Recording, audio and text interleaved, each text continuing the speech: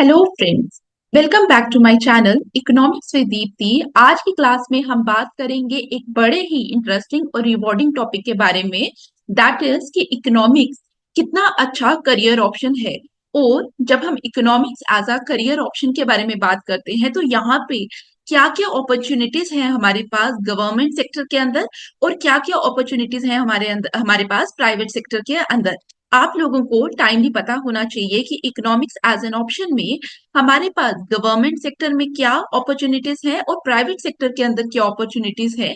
Normally हम लोग क्या सुनते आए हैं, आप इकोनॉमिक्स में पीएचडी कर सकते हो, आप इकोनॉमिक्स के अंदर एज एन ऑप्शन इकोनॉमिक्स को लेकर यूपीएससी या स्टेट सिविल सर्विसेज की तैयारी कर सकते हो। और इस तरीके के गिने चुने ऑप्शंस हम लोगों को पता है। लेकिन याद रखना, जब हम इकोनॉमिक्स के बारे में बात करते हैं, economics is a very लिक्रेटिव subject. यहाँ पे बहुत सारी अपॉर्चुनिटीज हैं, लेकिन आपको टाइमली पता होना चाहिए कि कौन सी अपॉर्चुनिटी आपके लिए बेस्ट है, काम करेगी। क्योंकि सब्जेक्ट तो हमें एक ही पढ़ना है, लेकिन अगर हमें नंबर ऑफ अपॉर्चुनिटीज मिलती है तो हम लोग अपने माइंड पे रहकर अपना करियर डिसाइड कर सकते हैं, अपना फ्यूचर पाथ डिसाइड कर सकते हैं। तो वन बाय वन हम इन सारी चीजों को आज की क्लास में देखने की कोशिश करेंगे। जब हम economics as a career choice के बारे में बात करते हैं, सेक्टर दोनों सेक्टर्स में बहुत सारी अपॉर्चुनिटीज अवेलेबल है। तो वन बाय वन हम देखेंगे गवर्नमेंट सेक्टर में क्या है, प्राइवेट सेक्टर में क्या है, और किसको गवर्नमेंट सेक्टर की अपॉर्चुनिटीज जो है वो बेनिफिट करेगी और किस आप में से किसको प्राइवेट सेक्टर वाली अपॉर्चुनिटीज बेनिफिट करेगी। क्योंकि हम लोगों का बेंड ऑफ माइंड अलग होता है, हम अलग अलग फैमिली बैकग्राउंड से आ रहे हैं। तो इट्स नॉट नेसेसरी कि हर एक को गवर्नमेंट जॉब्स के पीछे भागना है और हर एक को प्राइवेट सेटअप के पीछे भागना है। ये डिपेंड करेगा आप पे कि आपके लिए क्या बेटर होगा। जैसे अगर आप मे बी किसी बहुत पॉश एरिया से आ रहे हो, बहुत पॉश एरिया से आते हो, आपका जो फैमिली बैकग्राउंड है वो भी ऐसा है, आपने बहुत लग्जरियस लाइफ जी है, तो यहाँ पे आप लेट से आप ऐसे सेक्टर के अंदर चले गए। आप लोगों को किसी ने बोला कि हाँ आपको यूपीएससी के लिए जाना चाहिए, बट यूपीएससी के लिए तो आप लोग चले गए। लेकिन वन ऑफ द ड्रॉबैक जो यूपीएससी की जॉब के अंदर आता है, अगर आपकी जॉब लग गई किसी बैकवर्ड एरिया में, लेट से आपकी जॉब लग गई झारखंड में, तो झारखंड में भी किसी ट्राइबल एरिया के अंदर आपकी जॉब लग गई।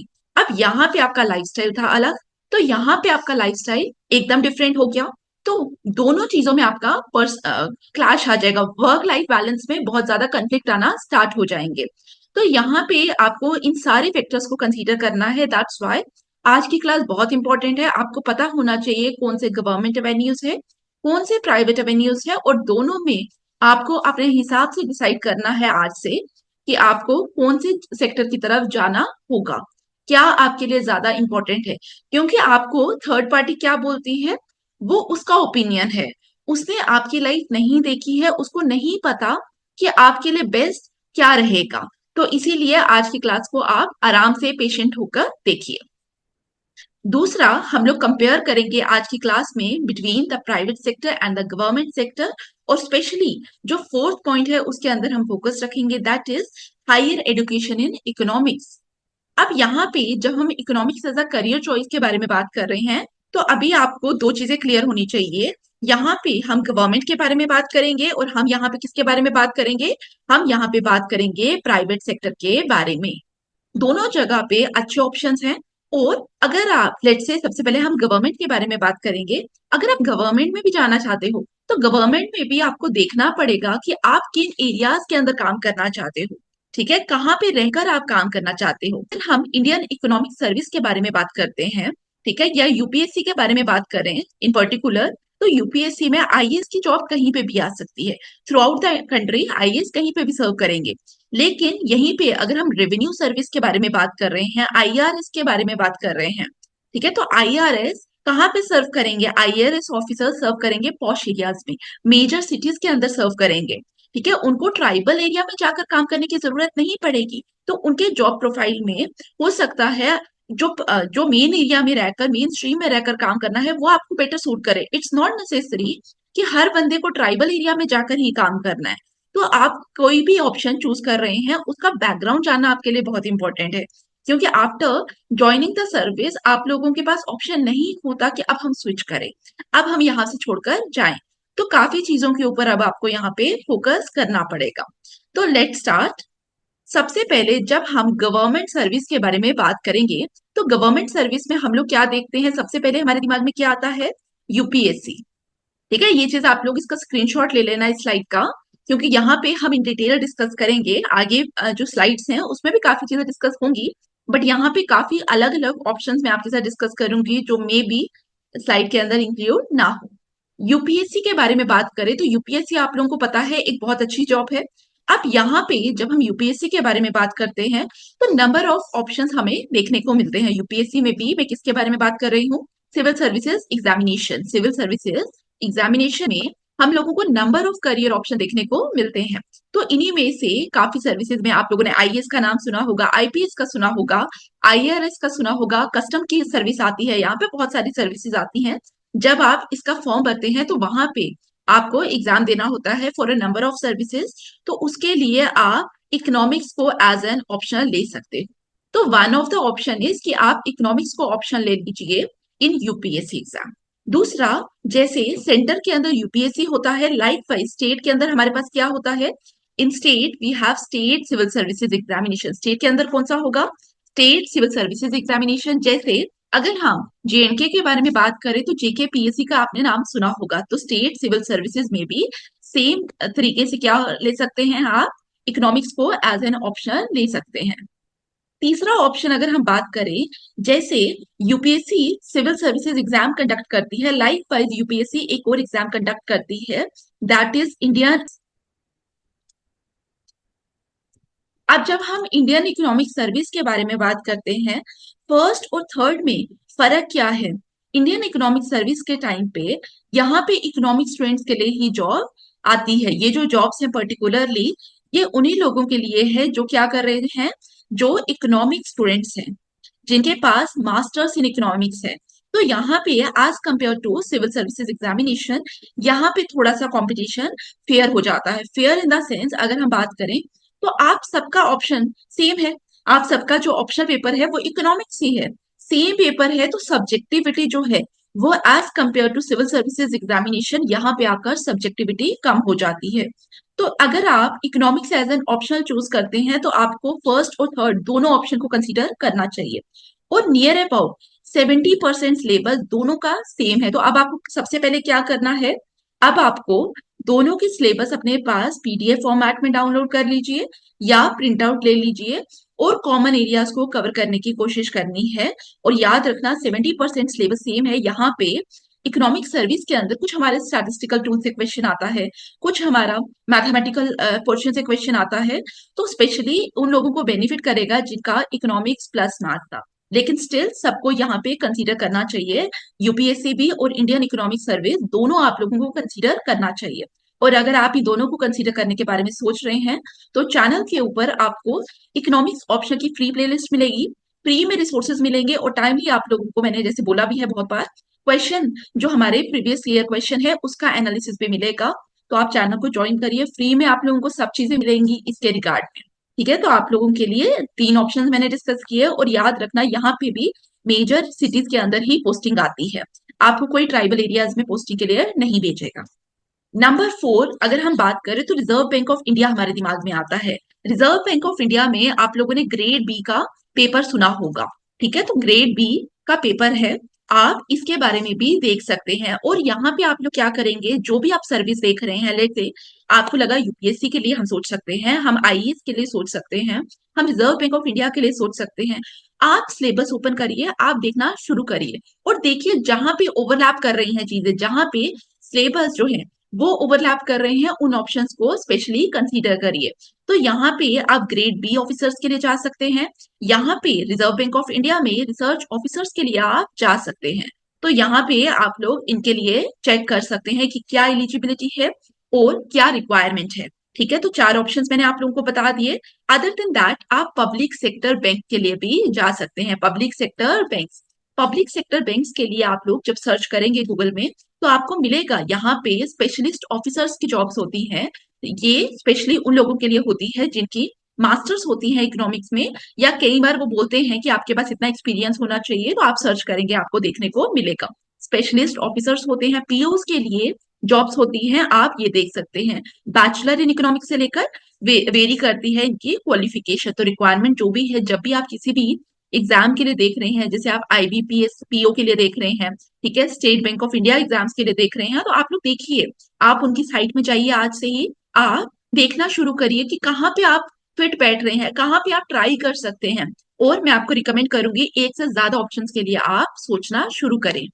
ठीक है, number 6, national sample survey office. यहाँ पे भी जॉब्स निकलती है, फील्ड इन्वेस्टिगेटर के लिए जो डेटा कलेक्ट करते हैं उनके लिए जॉब्स होती हैं, रिसर्च ऑफिसर्स के लिए जॉब होती हैं, तो आप ये जॉब्स भी देख सकते हैं। लाइक वाइज हमारे पास सेबी में जॉब्स होती हैं। SEBI, that is the security and exchange board of India, वहां पे आपको जॉब देखने को मिलेगी। नबार्ड में मिलेगी एग्रीकल्चरल ऑफिसर के लिए, यहाँ पे बीए से लेकर मास्टर्स तक वेरी करता है, कुछ जगहों पे पीएचडी भी मांगता है नबार्ड, तो आप देख सकते हैं। ठीक है, और अभी आपको ये भी मेरी बातों से क्लियर हो रहा होगा कि सिर्फ पीएचडी हायर एजुकेशन के लिए नहीं है, हायर एजुकेशन के अलावा भी काफी सारे एरियाज हैं जहां पे हम लोगों को क्या देखने को मिलेगा कि पीएचडी हमें ऑप्शन देती है वहां पे। ठीक है, तो नबार्ड आप देख सकते हैं, सेबी देख सकते हैं। नंबर 8 अगर मैं बात करूं तो फाइनेंस मिनिस्ट्री में जॉब निकलती है। फाइनेंस मिनिस्ट्री में आपको पता है डिपार्टमेंट ऑफ इकोनॉमिक अफेयर्स है, डिपार्टमेंट ऑफ रेवेन्यू है, तो यहाँ पे पर्टिकुलरली आपको जॉब्स मिलेगी फॉर इकोनॉमिक्स स्टूडेंट्स। तो आप इन चीजों को देखिए, स्पेशली आप लोग सर्च करिए, इंटर्नशिप के काफी सारे प्रोग्राम्स आप लोगों को देखने को मिलेंगे, तो आप उनको भी ज्वाइन कर सकते हैं, क्योंकि जब आप उनको ज्वाइन करेंगे तो आपको रिज्यूमे में भी वो बहुत अच्छा एक एज देता है, आपको ऐड करेगा ना कुछ एक्स्ट्रा, आपने गवर्नमेंट के साथ काम किया है, तो आप यहाँ पे इसको भी कंसीडर कर सकते हैं। फिर नीति आयोग को आप कंसीडर कर सकते हैं। नीति आयोग में भी काफी सारी जॉब्स होती हैं, जो किसके लिए है, जो स्पेशली इन लोगों के लिए है, ठीक है, जो इकोनॉमिक्स में अपना करियर परस्यू कर रहे हैं। नंबर 10, स्टेट सिविल सर्विसेज के बारे में बात कर ली हमने। जैसे स्टेट में केएस का एग्जाम होता है, अगर मैं जेएनके के बारे में बात करूं, लाइक वाइज यहाँ पे अभी फॉर्म निकला हुआ था असिस्टेंट डायरेक्टर का जिसका एग्जाम हुआ है, तो यहाँ पे भी इकोनॉमिक्स एक ऑप्शन था।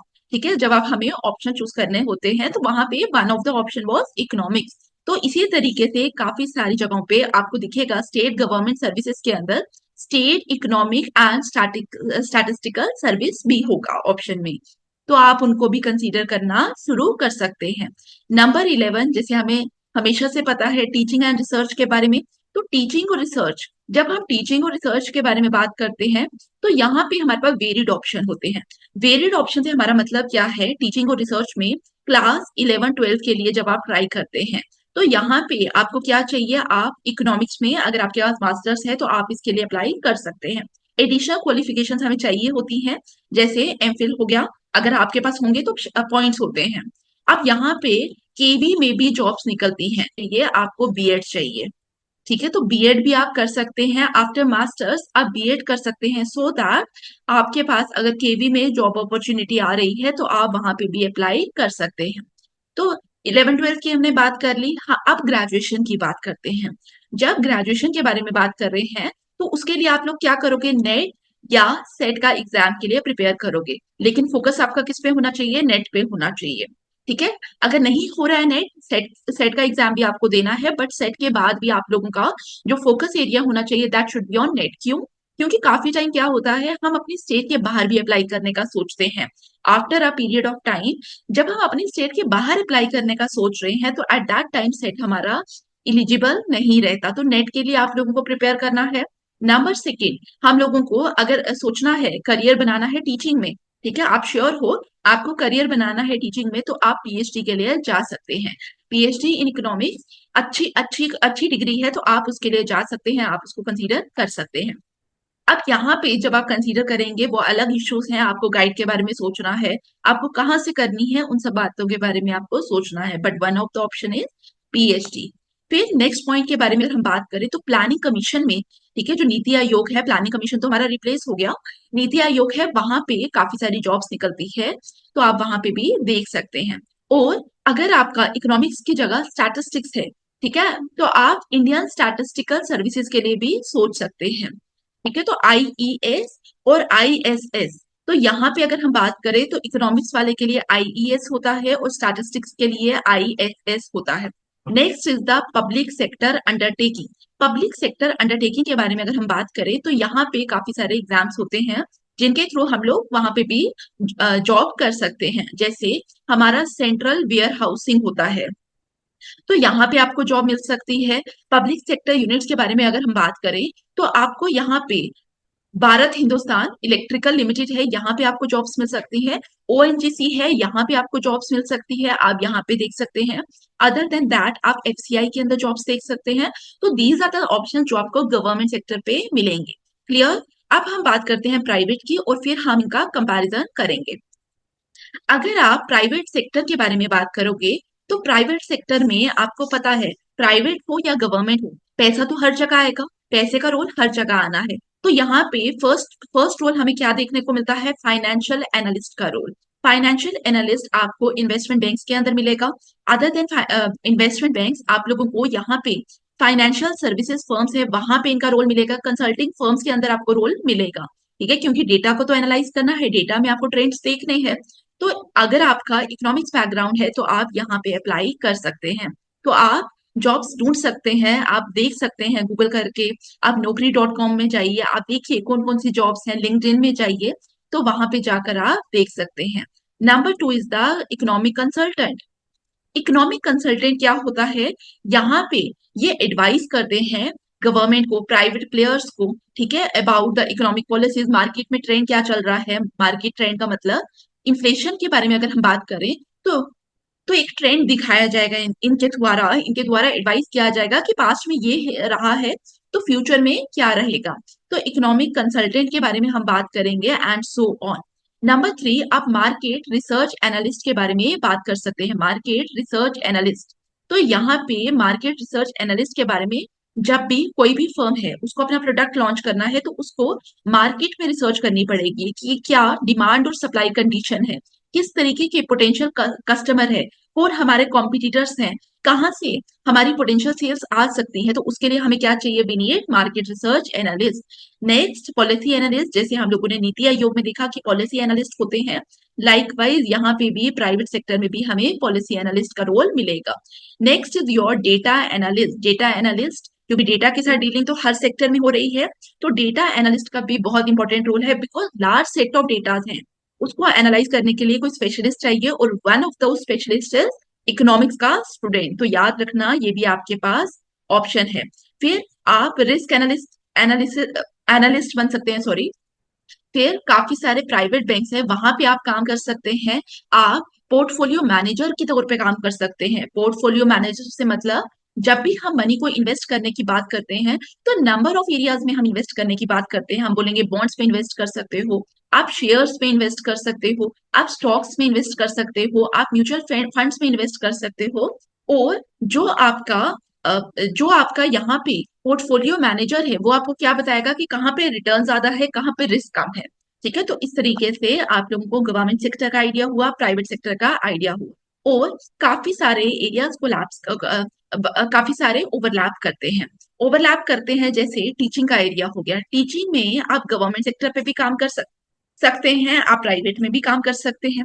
बैंकिंग में भी दोनों सेक्टर हैं, ठीक है। पॉलिसी एनालिस्ट में भी दोनों सेक्टर्स हैं। तो यहाँ पे ये कुछ ऐसे सेक्टर्स है जहां पे आपको सेम स्किल सेट पे काम करना है। क्लियर। तो आई होप आपको समझ आया कि government sector as well as private sector दोनों के अंदर हमारे पास बहुत सारी अपॉर्चुनिटीज हैं जिनको हम अवेल कर सकते हैं। Am I clear. अब जो क्वेश्चन आता है कि गवर्नमेंट सेक्टर और प्राइवेट सेक्टर में से हमारे लिए बेटर कौन सा है, विच इज बेटर। देखिए, मैं यहाँ पे दोनों के पॉइंट लिखूंगी, गवर्नमेंट और प्राइवेट। अगर हम चाहते हैं कि हमें लिमिटेड काम करना है, लिमिटेड काम करने का मतलब ये नहीं है कि हम काम ही नहीं कर रहे। लिमिटेड काम करने का मतलब है हम चाहते हैं फिक्स आवर्स रहे हमारे, तो आप टीचिंग के लिए जा सकते हैं, क्योंकि टीचिंग में यूनिवर्सिटी जब बंद हो रही है आपको भी छुट्टी हो रही है। ठीक है, तो यहाँ पे आप इसके लिए जा सकते हैं, मतलब यहाँ पे आप इसको कंसीडर कर सकते हैं। अगर आपको यूनिवर्सिटी से भी जल्दी छुट्टी चाहिए तो आप स्कूल जॉब्स के लिए देख सकते हैं। लेकिन प्राइवेट जॉब्स के अंदर आप लोगों को पता है वर्किंग आवर क्या होते हैं, लॉन्ग वर्किंग आवर होते हैं, लेकिन यहाँ पे वर्किंग आवर जो है वो अच्छे होते हैं, सुटेबल होते हैं। फिर अगर हम लोगों को पॉश एरियाज में काम करना है तो गवर्नमेंट में हमें सिलेक्टेड एरियाज में जाना पड़ेगा। ठीक है, तो पॉश एरिया में अगर काम करना चाहते हो तो गवर्नमेंट में सिलेक्टेड जॉब है जहां पे हम काम कर सकते हैं। लेट से अगर आप कॉलेज के लिए अप्लाई कर रहे हो तो आपको नहीं पता कि आपकी जॉब कहाँ पे आएगी, अगर आप जेएनके में रह रहे हो तो आपको इट्स नॉट नेसेसरी कि आपको जम्मू में ही जॉब मिलेगा। आपको आउटस्कर्ट्स में भी जॉब मिल सकता है, तो जरूरी नहीं है आपको पॉश एरिया में जॉब मिलेगा। लेकिन प्राइवेट सेक्टर हमारा मेजरली पॉश एरिया में ही लोकेटेड है, तो प्राइवेट एरिया के लिए आप वहां पे देख सकते हो, आपके पास ऑप्शंस होंगे। फिर अगर हम लोग चाहते हैं कि हमारी जो सैलरीज है वो इनहेंस हो, तो सैलरी बढ़ने का चांस प्राइवेट सेक्टर में ज्यादा होता है, इंसेंटिव्स आपको ज्यादा मिलते हैं। क्योंकि गवर्नमेंट सेक्टर में अगर हम बात करें, जैसे आप यूपीएससी के बारे में बात करो, तो आप लोगों ने सुना होगा काफी इंटरव्यूज में कि एक आईएएस ऑफिसर की इनिशियल सैलरी होती है 70 to 80,000 के बीच में। लेकिन उसी तरीके से अगर कोई प्राइवेट सेक्टर में काम कर रहा है, तो काफी टाइम तक वो क्या हो जाता है, वो काफी जल्दी एक आईएएस ऑफिसर से सैलरी के रिस्पेक्ट में वो आगे निकल जाता है। ठीक है, फिर नेक्स्ट बात करें, अगर आपको रिकॉग्निशन चाहिए तो आप गवर्नमेंट सेक्टर की तरफ जाइए। ठीक है, आईएएस की तरफ जा सकते हैं, स्टेट सिविल सर्विसेज की जॉब्स की तरफ जा सकते हैं। तो रिकॉग्निशन यहाँ पे ज्यादा है, यहाँ पे रिकॉग्निशन जो है वो उतना ज्यादा नहीं है। ठीक है, तो यहाँ पे हम लोगों ने देखा कि क्या क्या हम लोगों को सोचना चाहिए। ठीक है, अब अगर हम कॉन्स के बारे में बात करें, जैसे आपने कोविड-19 में देखा कि प्राइवेट एम्प्लॉय जो थे उनमें से काफी लोगों ने जॉब लॉस सफर किया, लेकिन गवर्नमेंट में सिक्योरिटी ऑफ जॉब है। ठीक है, तो सिक्योरिटी ऑफ जॉब आपको यहाँ पे देखने को मिलेगा, बट यहाँ पे आपको देखने को नहीं मिलेगा। फिर एक और बात अगर हम करें, यहाँ पे प्राइवेट सेक्टर में अगर आप चाहते हैं लंबे टाइम तक आप काम करें, तो आपको स्किल्स इनहांस करनी पड़ती है। लेकिन यहाँ पे अगर आप स्किल्स इनहांस नहीं भी करोगे, आपको कोई नहीं निकालेगा। ठीक है, मोस्टली ऐसा ही होता है। तो ये थे pros and cons about the government and the private sector job. I hope आपको चीजें समझ आई। ठीक है, तो आप इस बेसिस में आप सोच सकते हैं कि आपको क्या क्या काम करना है। अब यहाँ पे हम एंटरप्रेन्योर पॉसिबिलिटीज के बारे में भी बात करते हैं। आपको डेटा एनालाइज करना आता है, आपको पता है मार्केट में ट्रेंड्स क्या है, आप एनालाइज कर सकते हो आफ्टर इकोनॉमिक्स डिग्री। ठीक है, आपको स्किल्स इंप्रूव करनी पड़ती है। तो यहाँ पे आपके पास एक अपॉर्चुनिटी स्टार्टअप अपॉर्चुनिटी आती है, फ्रीलांस कंसल्टिंग आती है, सोशल एंटरप्रेन्योरशिप है, ये कुछ और अपॉर्चुनिटीज है जो आपके पास आती है। ठीक है, तो आई होप आपको समझ आया कि क्या हमारे पास प्राइवेट सेक्टर के अंदर अपॉर्चुनिटीज है, क्या गवर्नमेंट सेक्टर के अंदर अपॉर्चुनिटीज है, और आपके पास कहाँ पे बेटर चीजें हैं, आपको क्या चीज सूट करती है। ठीक है, क्योंकि जब भी हमें करियर के बारे में डिसाइड करना होता है, हम हमेशा कैसे डिसाइड करते हैं कि हमारे लिए लॉन्ग टर्म में क्या बेटर रहने वाला है, लॉन्ग टर्म में हमारे लिए कौन सी जॉब जो है वो बेस्ट सूट करेगी। तो इन बेसिस पे हमें डिसाइड करना है about the government jobs and the private job. Clear? I hope आपको समझ आया जो मैं आपको कन्वे करना चाहती थी। ठीक है, थैंक यू फॉर वॉचिंग। आप अगर फिर भी आपको कुछ और पूछना है regarding career choice in economics, तो आप मुझे कमेंट बॉक्स में पूछ सकते हैं। Thank you.